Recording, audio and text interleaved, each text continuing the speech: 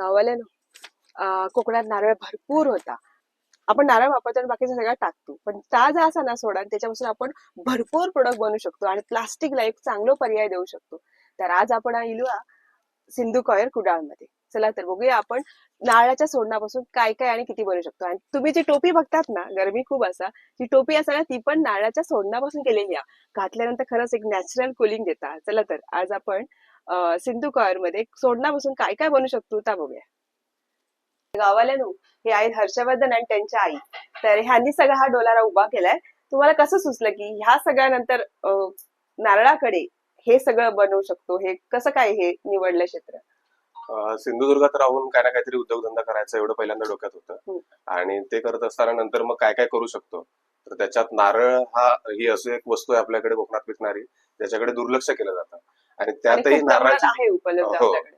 आणि त्यात पण नारळाची सोडणं जे आहे ते पर्टिक्युलरली अजून पण चुलीत जळण्यासाठी म्हणून वापरतात. म्हटलं ह्या जळणात जाणाऱ्या वस्तूपासून आपण व्हॅल्यू एडिशन बरंच करू शकतो. आणि योगायोगाने मी कॉलेजला मैसूरला होतो. तर मैसूरमध्ये किंवा केरळमध्ये त्या दरम्यान येणं जाणं झालं, तिकडे बघितलं की काथ्याची इंडस्ट्री जी आहे ही खूप मोठ्या प्रमाणात डेव्हलप झाली. हा प्लस पॉईंट होता की तुमचा मैसूरला असल्यामुळे तुम्हाला हे बघण्याचा दृष्टिकोन तुमचा बदलला ह्याच्याकडे. कारण केरळमध्ये आपल्यापेक्षा खूप चांगली इंडस्ट्री याच्यामध्ये काम करते. हो. मग तसं कॉलेज जसं पूर्ण झालं त्यानंतर म्हटलं उद्योगधंदा सुरू करूया. कुठे जाऊन नोकरी करायची त्यापेक्षा आपला उद्योग सुरू करून त्याच्यामधून जर आपण ऍक्च्युअल काम करायला सुरुवात केली तर तेवढा अनुभव पण येईल.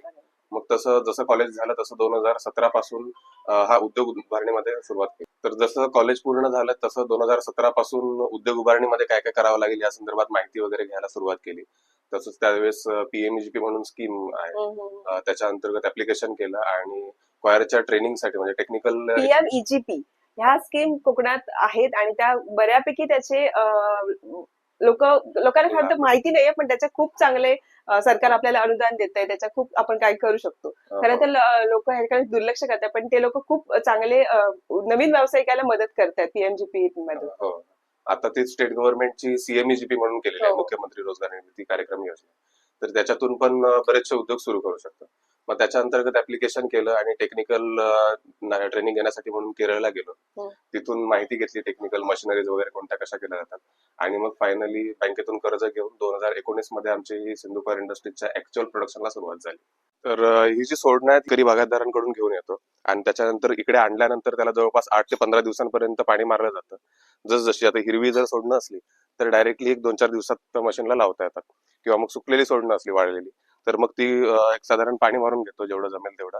आणि त्याच्यानंतर मग पुढे ही डिफायबरिंग मशीन आहे, त्या मशीनला ही सोडणं टाकली जातात. ह्या इनलेट मधून सोडणं इकडे आतमध्ये टाकली जातात आणि मग या सोडण्यावरती हे जे बीटर मशीन आहे हे आतमध्ये पूर्ण याच्यावरती बीटिंग करून त्याच्यापासून फायबर जो आहे तो फायबर वेगळा केला जातो आणि कोकोपीट जो बाय प्रोडक्ट आहे तो खाली भुसा म्हणून पडतो. नारळाच्या सोडण्याचा हा जो भुसा आहे ह्याला कोकोपीट म्हटलं जातं. हे नारळ सोडणं सोलत असताना किंवा सोडण्यावरती बीटिंग प्रोसेस झाल्यानंतर हा भुसा वेगळा पडतो. त्याला मग नंतर आम्ही चाळून घेऊन हे जे रेडी कोकोपीट आहे हे 25 किलोच्या 30 किलोच्या बॅग मध्ये पॅक करून पुढे पाठवलं जातं. याचा वापर जास्त करून झाडं लावायला बागायतदारांकडे किंवा इव्हन नर्सरीज मध्ये मोठ्या प्रमाणात केला जातो. ही सोडणं टाकली की दुसऱ्या बाजूने हा जो इथला आउटलेट आहे इथून हा फायबर बाहेर पडतो. म्हणजे कोकोपीट जे आहे ते खाली पडतं आणि फायबर जो आहे तो पुढे फेकला जातो. हा जो फेकलेला फायबर आहे याच्यावरती अजून एकदा प्रक्रिया केली जाते आणि याच्यापासून जो क्लीन फायबर येतो तो क्लीन फायबर पुढे जाऊन हँडीक्राफ्ट बनवायला, कुंड्या बनवायला किंवा तसंच जास्त करून मोठ्या प्रमाणात दोऱ्या बनवण्यासाठी म्हणून वापर केला जातो. हे काय करतात आता सध्या झाडून घेतात खाली कोकोपीट जे म्हणजे भुसा जो राहतो ते कोकोपीट झाडून मॅन्युअली घेतात. याच्या एक साधारण 8-10 दिवस याच्यावरती पाणी मारलं जातं आणि त्यानंतर पुन्हा हा मशीनला टाकून प्रोसेस करून घेतला जातो, म्हणजे जेणेकरून एकदम क्लीन फायबर निघतो. तर डिफायबरिंग मशीन मधून सेकंड टाइम प्रोसेस केल्यानंतर हा जो क्लीन फायबर येतो हा क्लीन फायबर पुढे जाऊन आम्ही दोरी बनवण्यासाठी म्हणून वापरतो. ह्या ज्या मशीन्स आहेत ह्या फुल्ली ऑटोमॅटिक दोरी बनवायच्या मशीन आहेत. याला दोरी बनवायची जी पद्धत आपल्याकडे पूर्वीपासून माहिती होती ती म्हणजे हातावरती दोऱ्या वळल्या जायच्या. मग त्याला हे आता ऑटोमॅटिक मशीन वरती सगळं काम होतं. त्याला हा जो फायबर पहिला आलेला आहे तो फायबर थोडस त्याच्यावरती पाणी मारून घेतलं जातं आणि तो इकडे या मशीन मध्ये इथे पाठीमागे ऑटो फीडर आहे, या ऑटो फीडर मध्ये टाकला जातो. इथे टाकल्यानंतर मग पुढची जी प्रोसेस आहे ही मशीन ऑटो फीडर जे आहे ही पुढच्या दोरीच्या मशीनला फायबर फीड करते. म्हणजे इथून हा जेवढ्या आपल्याला जाड दोरी हवी असली तर जास्त प्रमाणात फायबर येतो, किंवा बारीक दोरी हवी असली तर कमी प्रमाणात फायबर ऍडजस्ट करता येतो. मग ह्याच्यामध्ये फायबर पडला की नंतर मग हा 1-2 वेळा याच्यामधून कॉम्बिंग मधून घेतो, आणि नंतर मग पुढे फायनली याला प्लाय बनवले जातात, ह्याचे दोन म्हणजे 2 पिळे केले जातात, आणि नंतर मग शेवटी हे 2 पिळे एकत्र येऊन त्याची फायनल ही दोरी, टू प्लाय आणि ज्याला म्हटलं जातं, ही दोरी बनवली जाते. तर हे सगळं काम जे आहे हे फुली ऑटोमॅटिक मशीन वरती होतं.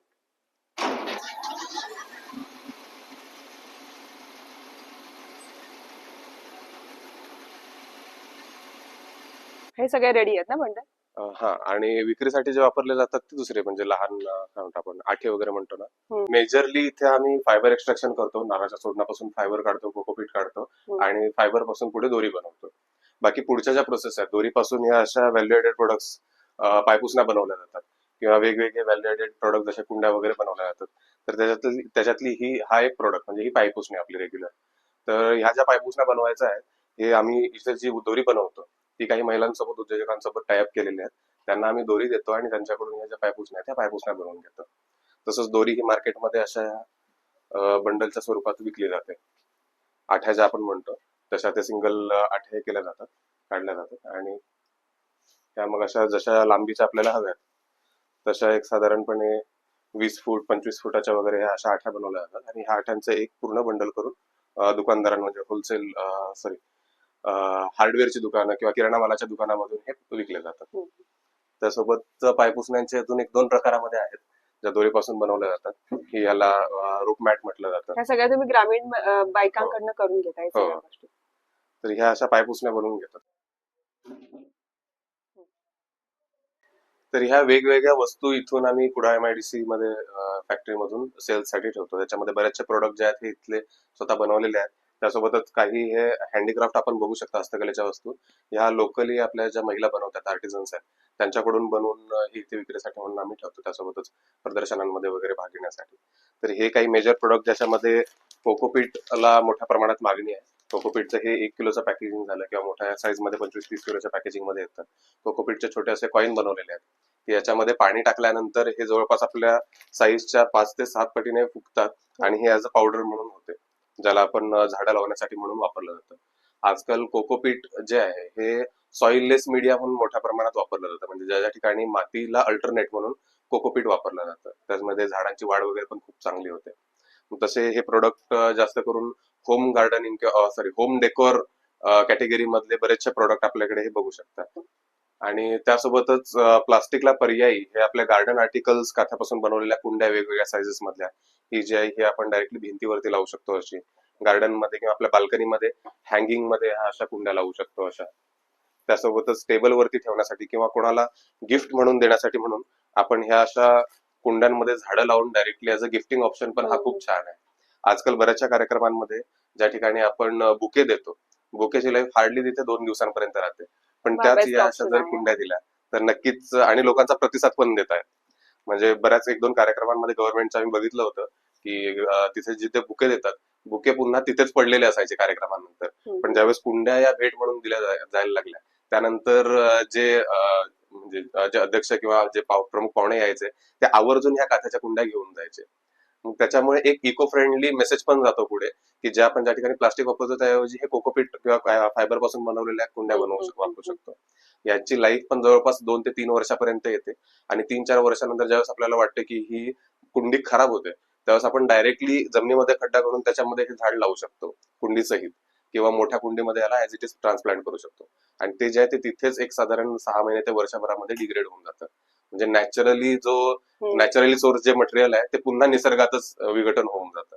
असे हे व्हॅल्यू ऍडेड प्रोडक्ट्स जे आहेत हे इको फ्रेंडली किंवा ऑर्गॅनिक कॅटेगरीमध्ये काथ्यामध्ये मोठ्या प्रमाणात वाव आहे, मागणी. त्याच्यानंतर व्हॅल्यू ऍडेड गोष्टी म्हणजे ह्या काथ्याच्या कुंडी जशा बनवलेल्या आहेत तशाच ह्या काथ्याच्या हॅट मे बनवलेल्या आहेत. महिन्यामध्ये आता काजू काढताना किंवा भात कापण्यासाठी खूप बेस्ट आहे. हो, नॅचरल नक्कीच. फुलिंग होते, मी बघितलंय ट्राय करून. येस, इव्हन आता आमचा प्रयोग हाच चालू आहे सध्या, आता याच सीझन मध्ये ह्या बनवलेल्या आहेत. या सीझन मध्ये पुढच्या येणाऱ्या ट्राय करून बघायच्या आहेत, की पर्यटकांना पण ज्यावेळेस आपल्याकडे बीच वरती मोठ्या प्रमाणात फिरतात, आजकाल ऊन बघितलं तर खूप मोठ्या प्रमाणात वाढलेलं आहे, तर हे लोक दैनंदिन वापरामध्ये पण वापरू शकतात.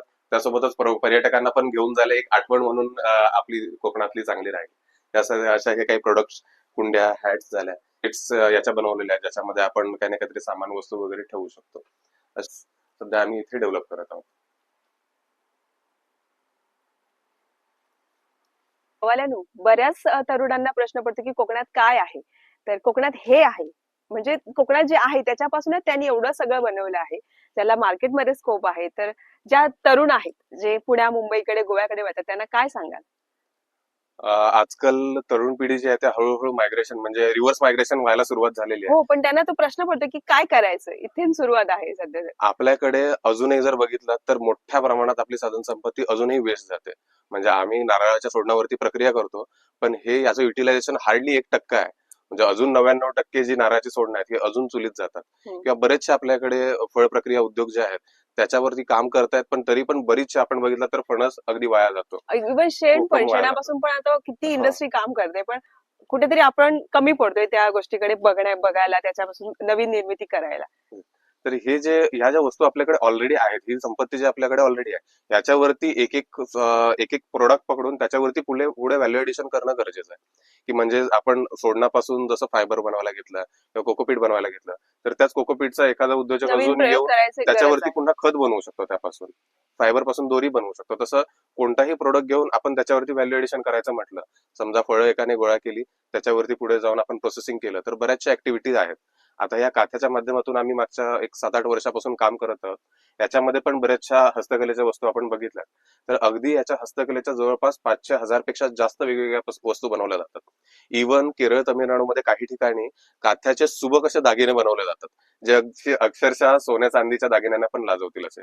तर मग ह्याच्यात म्हणजे कुठलाही तुम्ही प्रोडक्ट घ्या, कुठलीही इंडस्ट्री घ्या, त्याच्यामध्ये करण्यासारखं भरपूर काय काय आहे.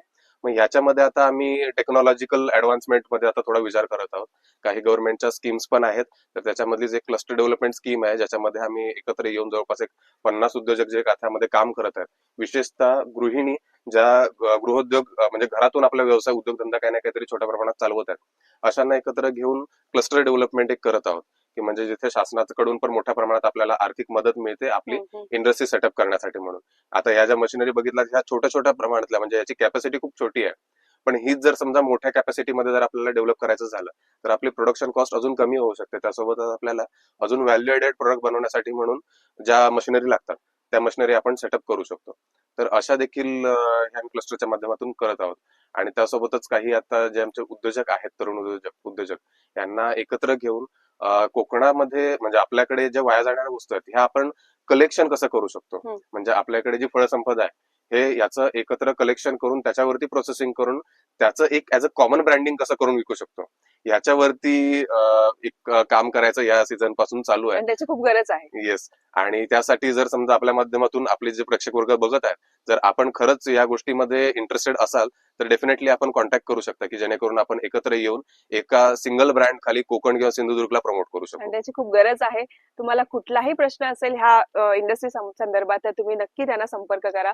आणि तुम्ही खरं सांगते, एक कोकणाला एक दिशा देणारं काम करतायत. कोकणात राहून म्हणजे सगळा जो आहे युवक, ते कुठेतरी शहराच्या दिशेने वळत आहे, पण त्यांना कुठेतरी थांबण्यासाठी तुम्ही हा जो प्रयोग केला ना, तो त्यांना कुठेतरी एक योग्य मार्ग दाखवते असं आम्ही म्हणतो. की आणि खरंच तुमच्या ह्या सगळ्या जे करताय त्यांना खूप खूप शुभेच्छा. तुमचा हा जो जे आहेत संकल्प ह्या उद्योगाशी निगडीत, ते सगळे पूर्ण व्हावेत ही सदिच्छा. धन्यवाद. थँक्यू.